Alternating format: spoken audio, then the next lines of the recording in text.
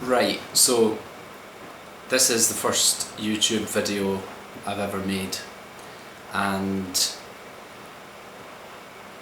this is going to be the quick version.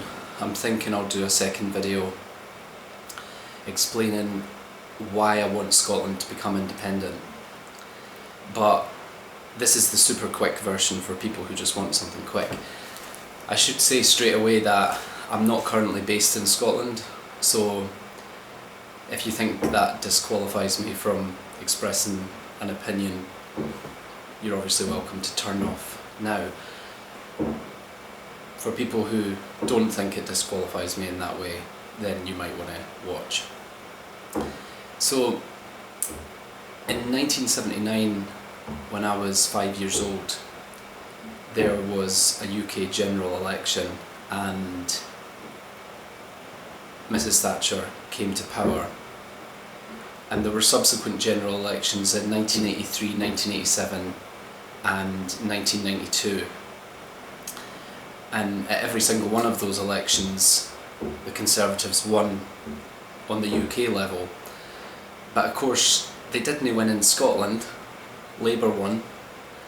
At every one of those elections the Labour Party won in Scotland, won handsomely.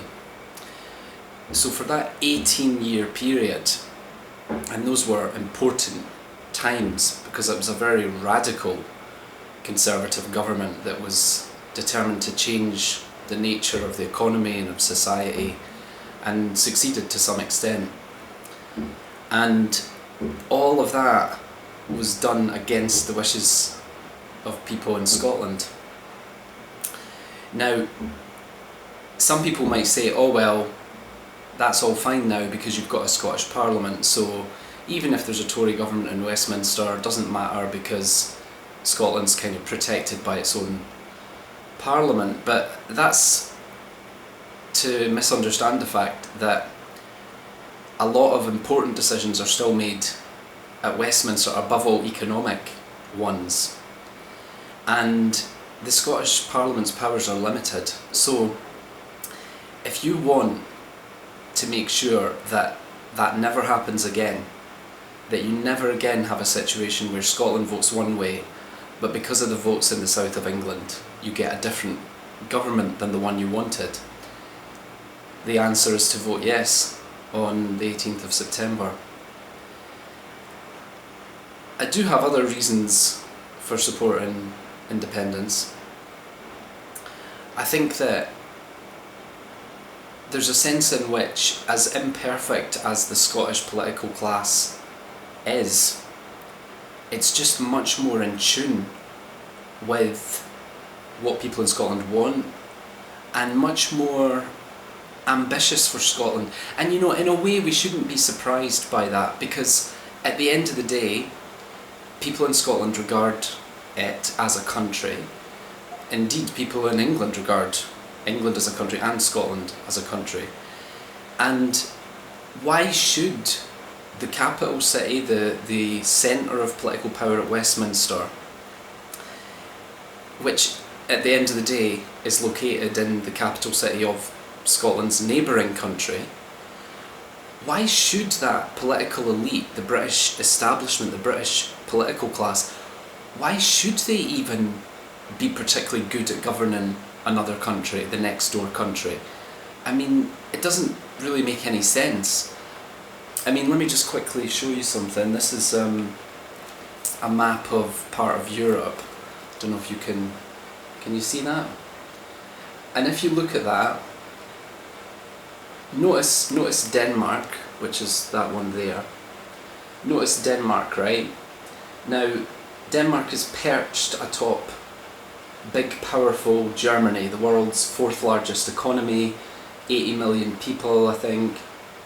A big, important, powerful country. And there's wee tiny Denmark on top of it, much, much smaller. Actually, Denmark's half the size geographically of Scotland, about the same population, far fewer natural resources than Scotland has. And yet Denmark's doing fine. It's doing very well, actually. It's one of the most successful countries in the world by many measures. And no one in in Denmark is saying, you know, this is silly having this wee country. Why aren't we ruled from Berlin? You know, surely that would be better, because borders and division is bad, and we don't want borders and division. We don't want to, you know, cut ourselves off from other people. So why don't we just become part of a greater Germany? Wouldn't that be more rational? You know, that you will not hear that discussion in Denmark. You won't hear that discussion in Germany. You won't hear that discussion anywhere. So I'm not sure why Scotland uniquely is doing something bad, which is the unionist premise, by becoming like Denmark or the Republic of Ireland or Norway. How is that a bad thing? And the irony is, you often hear anti-independence voices saying, oh, I don't want to make my granny a foreigner. What a bad attitude they have. First of all, I don't go through life thinking in terms of foreigners. I don't think it's a particularly useful concept. We're all human beings. But if I did, it wouldn't be in any bad way. I mean, if you think about it, it's so ironic that they can even get away with such a ridiculous line, because, you know, the UK is right next to the Republic of Ireland, and millions of people in the rest of the British Isles have Irish relatives. So, in effect, just by the logic of what they're saying, every time you hear a unionist saying, I don't want to make a foreigner my brother in Dundee or whatever, every time you hear that, in effect they're saying that all those people throughout the British Isles who have relatives in the Republic of Ireland, their relatives are foreigners, and that's a bad thing. It's got to be one of the most ridiculous arguments I've ever heard. Just to quickly tackle some of the other anti-independence points that have been put forward. The big one that's being blabbered about constantly in the media, I'm not sure among the general public that it's being talked about so much, but in the media it's being talked about a lot, is currency. You know, you might think it's a big deal, oh, the pound in your pocket and all that, but it's not as big a deal as people think, or rather, it's not going to be a problem. An independent Scotland would be a really rich country. According to the OECD, which is not an independence supporting organisation, it's the club of the richest developed economies, Scotland would be the 14th richest country in the world. Get that, the 14th richest, which is higher than the rest of the UK would be without Scotland. That country, which would be in such a very strong position to make a success of independence, would have options with regard to currency. A currency union would be one option. Using sterling without a currency union would be absolutely an option, and no one could stop you from doing that. If the position of the euro improves over time, that would be an option. Another option would be to have a Scottish pound, a fully independent currency like the Norwegian kroner or the Danish kroner. There are options. Rich countries like Scotland, endowed with vast natural resources, have options, and currency would be taken care of. This is just rhetoric from the anti-independence forces. They are targeting whatever issue they think is going to strike terror into people's hearts and is going to swing undecided voters towards no. There's no depth, with very few exceptions, there's very little depth to the anti-independence case. The anti-independence stuff you hear in the media is kind of pre-packaged, pre-prepared sound bites and slogans that they've dreamt up in strategy meetings. I'm talking primarily about leading politicians here, also some people in the business world and media and so on. They've sat down and they've come up with strategies as to how to most scare people into voting no. Don't let them win. Don't wake up on the 19th of September with a heavy feeling in your chest, knowing that it's going to be a very, very long time indeed before you ever get another chance to vote for Scottish independence. And think about this as well. I did something the other day which I thought was really interesting. I did a Google search on the following terms: Scotland independence, together, those two terms together, searched in Google. I've done this many times actually, and it was so striking. A lot of the hits that come up are newspaper headlines. The vast majority of those headlines, and I'm talking off the top of my head maybe 90% or more, were negative and were centred around the theme of what are the dangers of independence, the risks of independence. What you hardly ever see, and yet if you had an unbiased media that's what you would expect, would be an equal number of headlines, or a roughly similar number of headlines, talking about the risks to Scotland to stay in the UK. Because those risks are very, very real. The biggest of those risks, as far as I can see, is that you remain shackled to the Westminster system that's never been good at looking after the parts of the UK outside of the South East, not even the other parts of England. That system serves the whole state, the whole British state, very badly. And what Scotland has the opportunity to do is break away from that. And I feel so much for people in Yorkshire and elsewhere in England, because they don't have that option, certainly not in the straightforward way that Scotland does, to break away from the Westminster system and do something different. So the risk of staying in the UK for Scotland is that the Westminster system, both in terms of being very centralised and, above all, its devotion to an economic policy that always privileges big finance, big corporations, big business. You know, Conservatives, and when I use that term I'm including the Tory party and most of the Labour Party as it now is, Conservatives in the UK are all signed up to a very similar type of economics.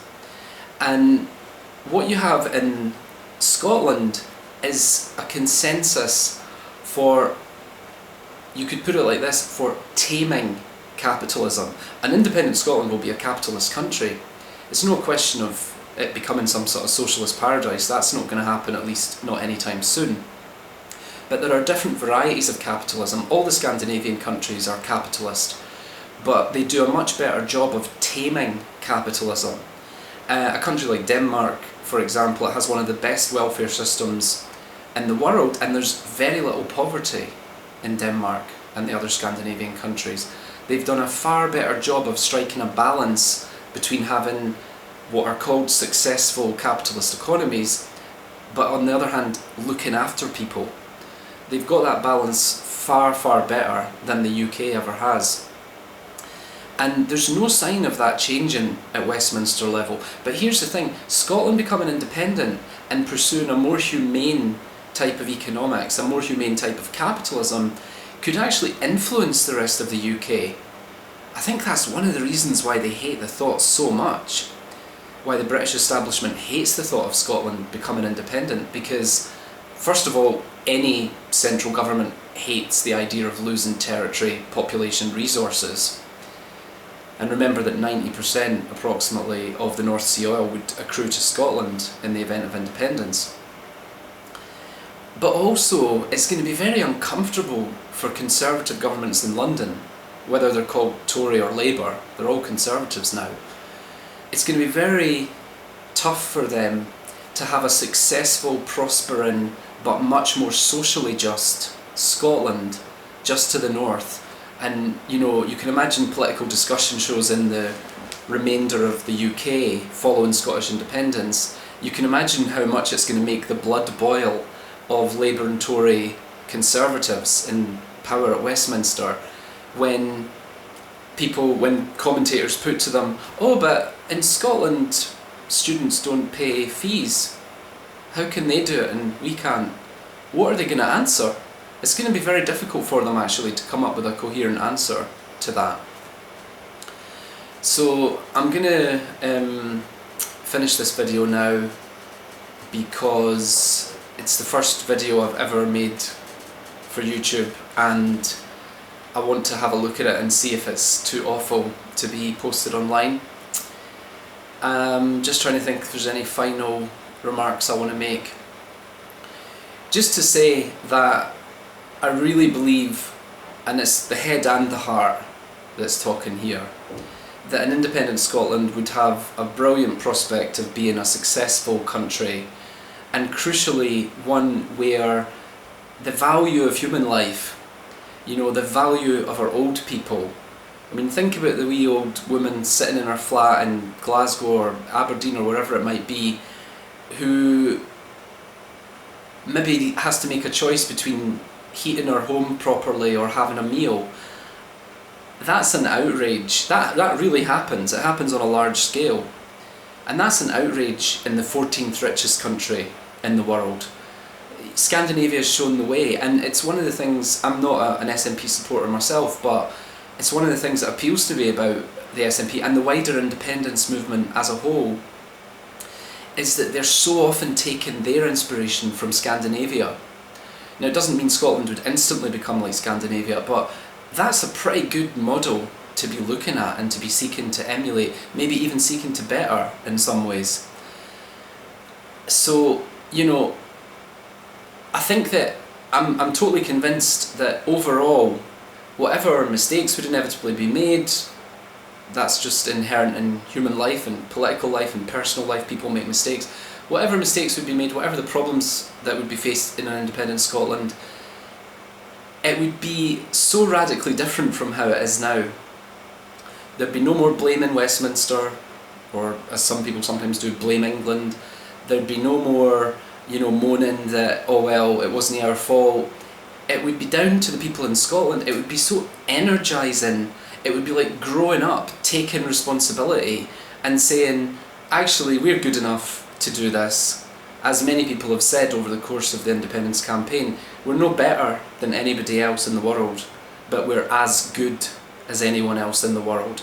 And that's a beautiful, humble and truthful message. And I'll tell you what, I've been watching a lot of the videos from over the course of the independence campaign, inspirational speakers like Jim Sillars and many others. And I've just been stunned by the quality of the debate and the kind of humanity that underpins why people support independence. I haven't seen a single person post a video online that says, I support independence for Scotland because I don't like non-Scottish people and I want to promote Scottish culture and do down other countries and other cultures, and because we're better, and you know, like some sort of Scottish version of the Third Reich or something. No, I haven't seen anything even touching on that kind of poisonous, what you might call narrow nationalism. What I have seen from almost everyone is a commitment to social justice. So voting for independence, it's not just about, in any straightforward way, solely the fact that you'd always get the government you voted for, which is important. But the point is, those governments, I believe, and I think most Scots know in their hearts, would be a much more socially just in nature compared to Westminster. Because Westminster, it really is a Thatcherite scene. It's no the old woman in her flat that people are thinking about. It's no the kid on a council estate who doesn't have a lot of opportunities and doesn't have much self-confidence. It's no them that the Westminster system is focused on. And I believe that they would play those groups would loom large in the thinking of the governments of an independent Scotland. Everything tells me that. And I think that's what's driving the pro-independence campaign, frankly, much more than anything about identity as such. It's about social justice. So, vote yes on September the 18th. Not only will you not regret it, I think you'll come to regard it as one of the best decisions that you ever made.